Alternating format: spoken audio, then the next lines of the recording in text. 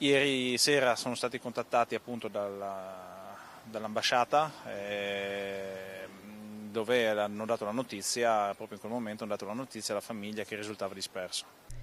Risulta ufficialmente scomparso David De Gleria, cittadino friulano residente a Paularo, più precisamente risulterebbe missing in action, scomparso in azione, terminologia che si usa per chi non fa ritorno alla base dopo una battaglia in guerra. È questa la notizia che ha sconvolto la comunità carnica e in particolare ovviamente la famiglia di David, scomparso in Ucraina nella guerra che ormai dura da più di 3 anni contro la Russia. Il 48enne aveva deciso di arruolarsi già un paio di anni fa e veniva pagato come soldato straniero, aveva giocato un ruolo determinante già nei combattimenti durante l'assedio di Mariupol e dopo un periodo di addestramento era stato arruolato come istruttore delle nuove leve. Poi era rientrato in Friuli circa un anno fa e aveva iniziato a lavorare in un'azienda edile. A marzo poi aveva deciso di partire nuovamente per le zone di guerra, precisamente con la brigata d'assalto Azov, gruppo paramilitare delle forze armate ucraine impegnato nella zona dell'oblast di Lugansk, attualmente sotto il controllo russo. I contatti con la famiglia però erano quotidiani, almeno fino a luglio, quando il suo battaglione era stato spostato dalle retrovie in prima linea, al fronte. Da lì l'avvertimento ai genitori: per una ventina di giorni non sarebbe stato rintracciabile e quindi non avrebbero dovuto preoccuparsi. Poi li avrebbe contattati lui, ma questo contatto non è mai avvenuto.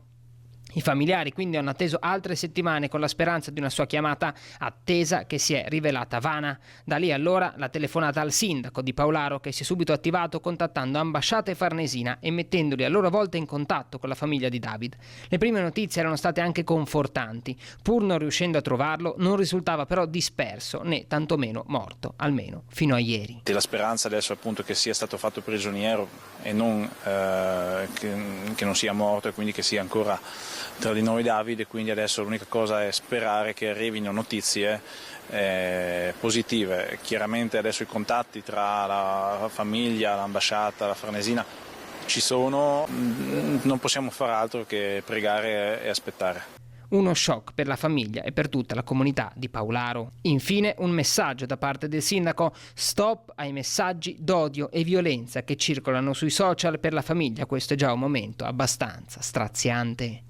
Allora, la prima cosa, dobbiamo cercare di stoppare i social, ma soprattutto i commenti di chi non conosce David, di chi non conosce la famiglia, perché ho letto dei commenti veramente aberranti, dei commenti esagerati che non fanno altro che infierire sullo stato d'animo della famiglia e fare ancora più male alla famiglia che è in attesa di notizie confortanti.